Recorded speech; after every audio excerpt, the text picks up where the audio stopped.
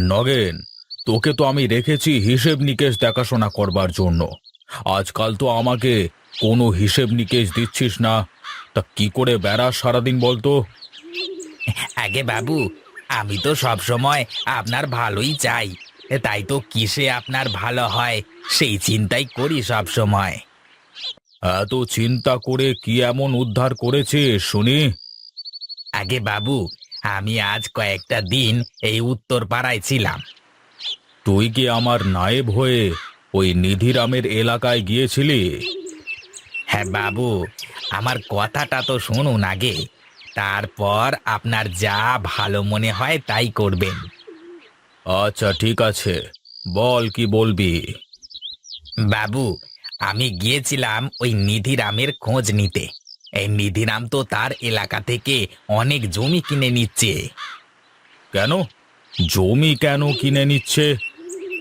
গোপনে খবর পেলাম, আস্তে আস্তে নিধিরাম ওর গ্রামের সব জমি কিনে নেবে।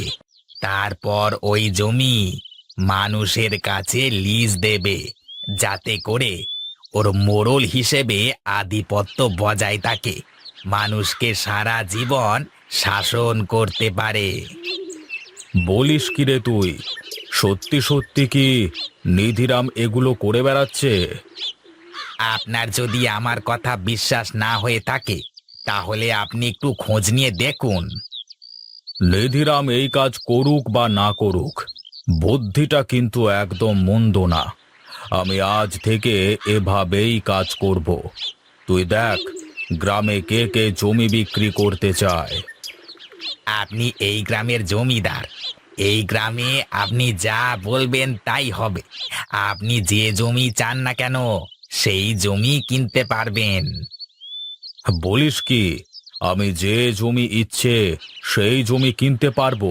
তা কি করে কিনবো জমি, আমাকে বল দেখি। বাবু, আমার পরিচিত একটা উকিল আছে। সেই উকিল যে কোনো জমির কাগজ আপনার নামে করে দিতে পারে, যে কোনো মিথ্যাকে সত্যি প্রমাণ করে দিতে পারে। আপনি যদি বলেন, তাহলে আমি একদিন উকিলটাকে ডেকে আনি। বেশ বেশ, তুই কালকে ডেকে নিয়ে আয় ওই উকিলটাকে। আমি কথা বলতে চাই ওই উকিলের সাথে। আচ্ছা ঠিক আছে বাবু, আমি কালকে ডেকে আনবো উকিলকে। আমি এখন আসি, কেমন?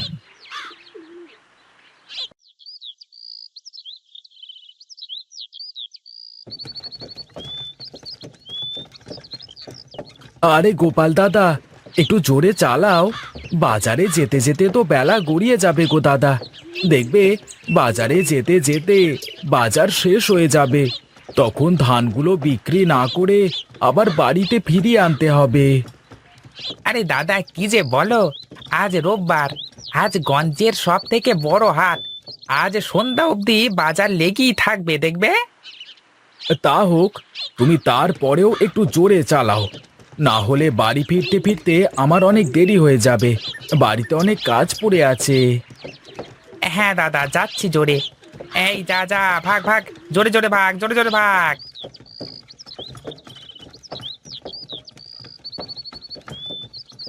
দাদা, আগে গিয়ে বাজার দর ভালো করে জেনে নিতে হবে।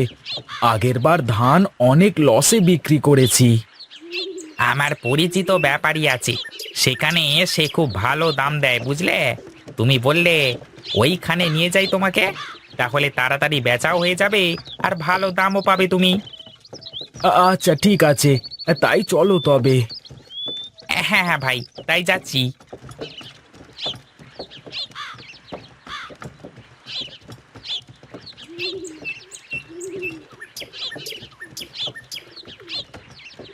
আরে গোপাল দাদা, তুমি আজ কতদিন পরে আসলে আমার বাড়িতে। এসো এসো, নেমে এসো।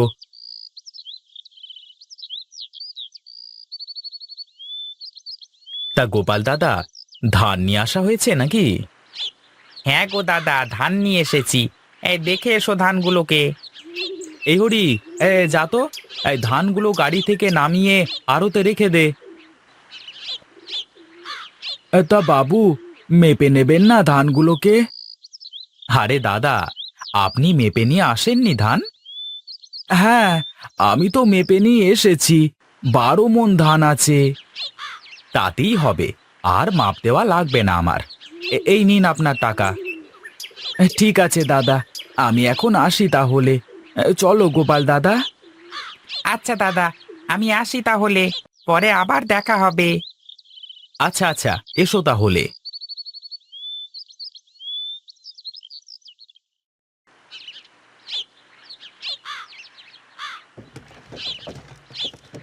দাদা, এই কানাই তো অনেক ভালো মানুষ মনে হচ্ছে। আজকাল এমন মানুষ পাওয়াই যায় না। হ্যাঁ দাদা, কানাই অনেক ভালো মানুষ। আমাদের গ্রামের অনেক মানুষ বিভিন্ন সমস্যা নিয়ে তার কাছে গেলে সে সমাধান করে দেয়। আর কানাই দাদা অনেক ধনী লোক। মুখে শোনা যায় আমাদের জমিদারের থেকেও তার অনেক বেশি সম্পত্তি আছে, বুঝলে? বলো কি, সত্যি নাকি এই ঘটনা? হ্যাঁ গো দাদা, একদম সত্যি।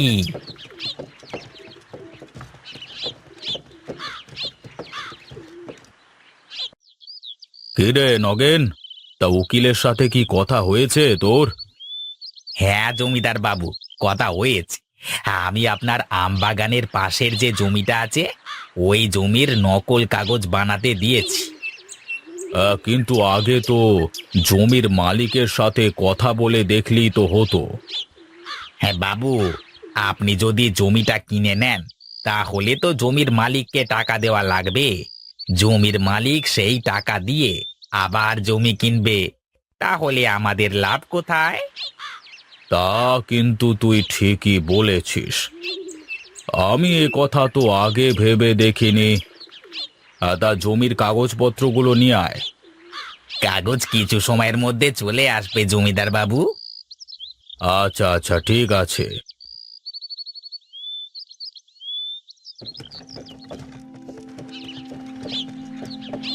এই ভর দুপুর বেলায় এরা এইখানে কি করে? এই যাই তো, গিয়ে দেখি।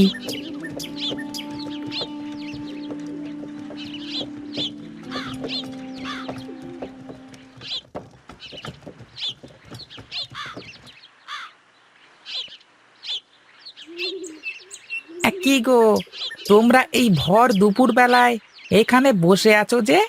কি ব্যাপার, কি হয়েছে তোমাদের?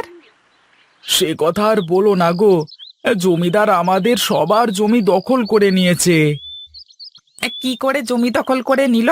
তোমাদের জমি কি করে জমিদার দখল করে নিতে পারেন? জমিদার কাগজ দেখিয়ে বলেছেন এই জমি নাকি তার দাদার। এই জমি তার দাদা নাকি আমাদের বাবাদের চাষের জন্য দিয়েছিলেন। না, জমিদারের এই অত্যাচার তো মুখ বুজে সহ্য করা যাবে না। জানো আমার সাথে কি হয়েছে? ওই জমিদারের শাগরেদ নগেন এসে আমাকে বলেছে যে আমার দাদা নাকি জমিদারের দাদার থেকে 5 পয়সা ধার নিয়ে আমাদের ওই বাড়িটা করেছিল। তারপরে নাকি আমার দাদা ধার শোধ করেনি, সেই জন্য আমার বাড়ি জমিদার নিজের নামে করে নিয়েছেন। এই বলো কি গো, তা তুমি এখন থাকছো কোথায়? আমি এখন নিজের পৈতৃক সূত্রে পাওয়া জমিতেই ভাড়া থাকছি। মানে জমিদার তোমার বাড়ি ছিনিয়ে নিয়ে তোমার কাছেই ভাড়া দিতে চেয়েছেন, তাই তো? হ্যাঁ গো হ্যাঁ। তোমরা চলো আমার সাথে, ওর একটা ব্যবস্থা আমি ঠিক করে দেব।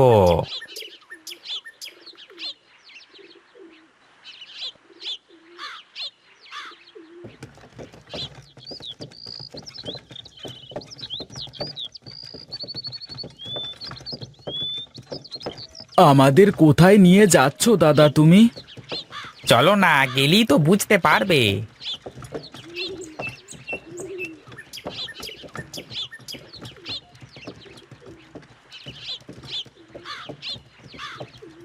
সবাই গাড়ি থেকে নেমে আমার সাথে এসো।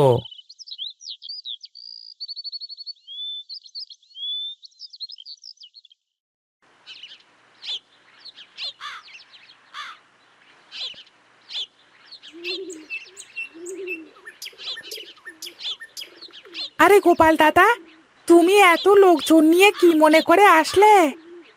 চলো চলো ভিতরে চলো, কথা আছে।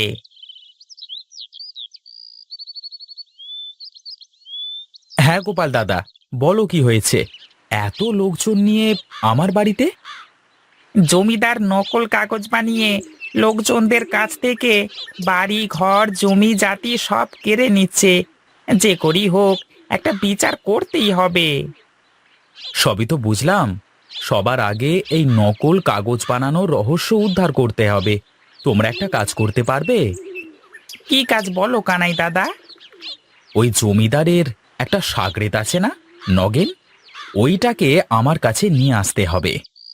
ঠিক আছে, হয়ে যাবে। ওই বেটা রোজ রাতে বাজারের পথ দিয়ে একা একা বাড়ি যায়। আমরা ওকে রাতে আপনার কাছে নিয়ে আসব। আচ্ছা ঠিক আছে, বাকি কথা রাতে হবে তাহলে। তোমরা রাতে আমার কাছে আসবে, কেমন? আচ্ছা ঠিক আছে গো, তাহলে এখন আমরা আসি।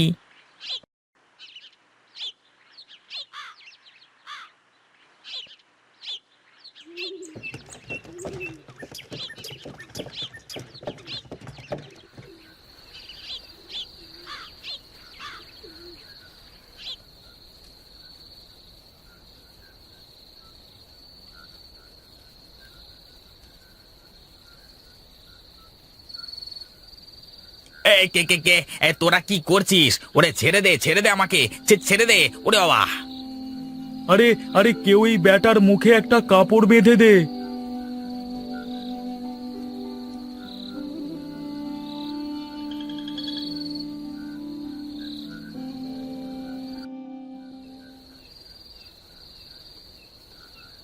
তোরা এইটা একদম ভালো করিসনি।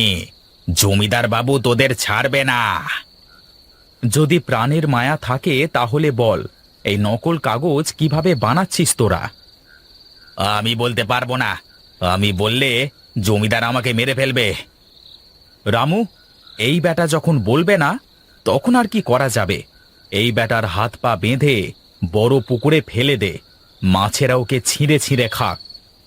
আচ্ছা বাবু, অনেকদিন মাছেরা মানুষের মাংস খায় না, আজ অনেক মজা করে খাবে এই বেটাকে।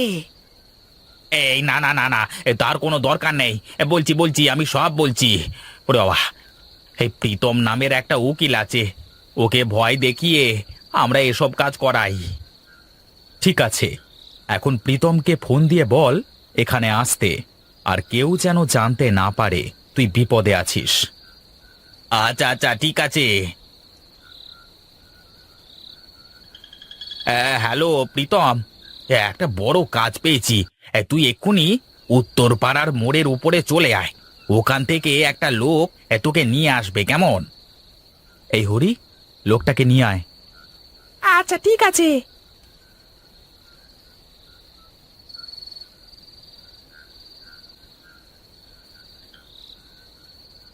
এই যে বাবু, লোকটাকে নিয়ে এসেছি।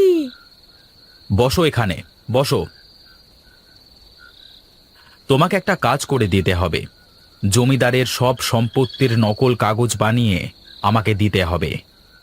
সে তো আমি দিতেই পারি, কিন্তু এতে তো জমিদারের কোনো হাত নেই। এই নগেন জমিদারের কান ভাঙানি দিয়ে এসব করিয়েছে। তাহলে জমিদারের সাথে কথা বলে দেখা যাক জমিদার কি বলে। এই হরি, জমিদারের বাড়ি গিয়ে জমিদারকে সব ঘটনা বলে এখানে আসতে বল, তাড়াতাড়ি।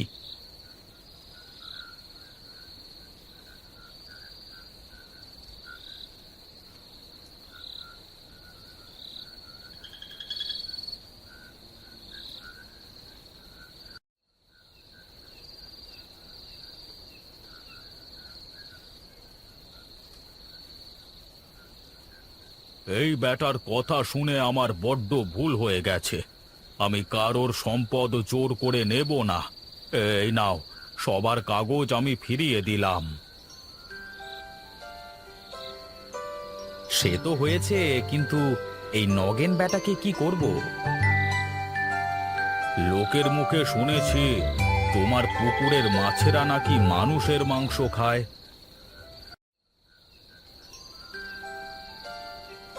ওরে যা, ব্যাটাকে নিয়ে যা। ছেড়ে দাও।